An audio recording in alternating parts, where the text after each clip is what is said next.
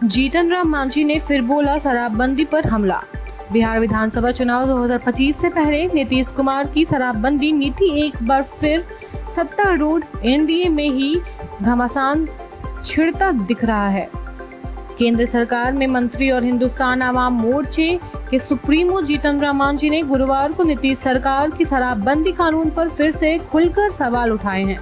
उन्होंने साफ कहा है कि विधानसभा चुनाव से पहले शराब पीने के छोटे छोटे मामलों को खत्म कर देना चाहिए। मांझी ने कहा कि थोड़ी थोड़ी पीना कोई गुनाह नहीं है। एकमात्र मुसहर विधायक का टिकट काटने की जोखिम उठा पाएंगे तेजस्वी। बिहार विधानसभा चुनाव 2025 में पशुपति कुमार पारस का सपना अपने बेटे यशराज को अलौली सीट से विधायक बनवाने का है। पारस खुद को महागठबंधन का हिस्सा बता रहे हैं और लोजपा को साथ मिला लिया है। हालांकि अलौली सीट पर आसान जीत नहीं दिखती। तेजस्वी यादव अपने एकमात्र मुसहर विधायक का टिकट पारस को देंगे। यह सवाल बना हुआ है कि क्यों ऐसा होने पर राजद को बड़े नुकसान और पड़ोसी क्षेत्रों पर नकारात्मक असर पड़ सकता है। लाठीचार्ज से गुस्साए बर्खास्त सर्वे कर्मियों ने पटना में निकाला आक्रोश मार्च। 10 सितंबर को पटना के बीजेपी दफ्तर का घेराव करने पहुंचे जमीन सर्वे के बर्खास्त संविदा कर्मियों पर पुलिस ने लाठीचार्ज किया था, जिसमें कुछ का सिर फट गया था। वहीं कई कर्मी घायल हो गए थे। नौकरी से बर्खास्त विशेष सर्वेक्षण संविदा कर्मियों ने अपनी मांगों को लेकर लगातार प्रदर्शन कर रहे हैं। फिर उन्होंने पटना में आक्रोश मार्च निकाला। राहुल तेजस्वी पर गिरिराज सिंह का जोरदार हमला। केंद्रीय मंत्री और बेगूसराय सांसद गिरिराज सिंह ने विपक्षी नेताओं पर तीखा प्रहार किया है। तेजस्वी यादव द्वारा बिहार में अपराध को लेकर दिए गए बयान पर पलटवार करते हुए गिरिराज सिंह ने कहा है कि तेजस्वी यादव बार बार झूठ बोलकर सच को छिपाना चाहते हैं। गिरिराज सिंह ने गांव की कहावत का जिक्र करते हुए कहा है कि ये उखरी चढ़कर बराबर होना चाहते हैं। तेजस्वी यादव को अपने पिताजी लालू प्रसाद यादव का जंगलराज याद आता है। पीएम मोदी के दौर से 2 दिन ट्रैफिक बदलेगा। प्रधानमंत्री नरेंद्र मोदी के आगामी बिहार दौरे के चलते पूर्णिया और आसपास के क्षेत्रों में 2 दिन ट्रैफिक व्यवस्था बदली हुई नजर आएंगी। 15 सितंबर को पूर्णिया के सीसाबाड़ी स्थित एसएसबी ग्राउंड में पीएम मोदी की जनसभा है। इसे देखते हुए पूर्णिया होकर अररिया, कटिहार, किशनगंज, भागलपुर और सहरसा आने जाने वाले वाहन चालकों को वैकल्पिक रास्तों का इस्तेमाल करना होगा।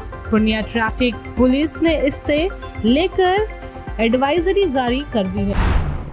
नीतीश कुमार भ्रष्टाचार के भीष्म पितामह बन गए। बिहार को लूट रहे तेजस्वी यादव। बिहार विधानसभा में नेता प्रतिपक्ष तेजस्वी यादव ने मुख्यमंत्री नीतीश कुमार पर बड़ा जुबानी हमला बोलते हुए उन्हें भ्रष्टाचार का भीष्म पितामह बताया दिया। राष्ट्रीय जनता दल के नेता तेजस्वी ने गुरुवार को आरोप लगाते हुए नीतीश रिटायर्ड अफसरों के साथ मिलीभगत करके बिहार को लूट रहे हैं। आगामी बिहार विधानसभा चुनाव में जनता इसका बदला लेगी। उन्होंने सीएम और डिप्टी सीएम पर अपराधियों को पनाह देने का भी आरोप लगाया। नीतीश कुमार के करीबी के घर मीटिंग मौजूद रहे 6 सीनियर लीडर।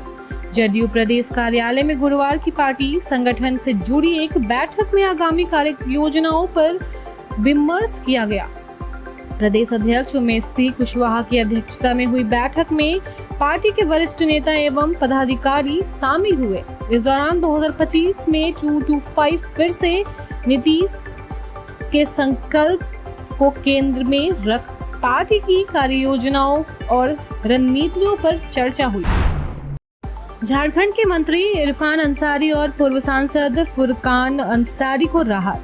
झारखंड के स्वास्थ्य मंत्री इरफान अंसारी और उनके पिता पूर्व सांसद फुरकान अंसारी को कोर्ट से बड़ी राहत मिली है।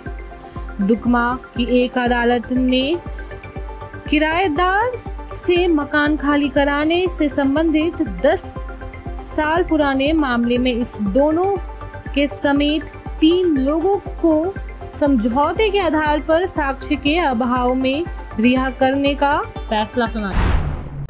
झारखंड डीजीपी की नियुक्ति पर सुप्रीम कोर्ट में होगी सुनवाई। झारखंड के पुलिस महानिदेशक की नियुक्ति पर का विवाद अभी थमा नहीं है। भारतीय जनता पार्टी के प्रवक्ता ने एक बार फिर झारखंड सरकार पर इस मुद्दे पर तीखा हमला बोला है। कहा है कि इस मुद्दे पर सुप्रीम कोर्ट में सुनवाई होगी। बाबूलाल मरांडी की याचिका खारिज नहीं हुई है। उन्होंने स्वेच्छा से केस वापस लिया है। अब हाईकोर्ट में दायर याचिका पर सुप्रीम कोर्ट में सुनवाई होगी। हेमंत सोरेन ने दुर्गा पूजा से पहले 2200 सहायक पुलिसकर्मियों को दी बड़ी सौगात। झारखंड के सीएम हेमंत सोरेन ने राज्य के सहायक पुलिसकर्मियों को दुर्गा पूजा से पहले बड़ी सौगात दी है। सीएम ने सहायक पुलिसकर्मियों को 1 साल का सेवा विस्तार देने का आदेश दिया है। इस आदेश के आधार पर गृह कारा एवं आपदा प्रबंधन विभाग इससे संबंधित प्रस्ताव को मंत्री परिषद के समक्ष स्वीकृति के लिए भेजेंगे। Thank you so much for watching this video. Don't forget to like, comment, share and subscribe.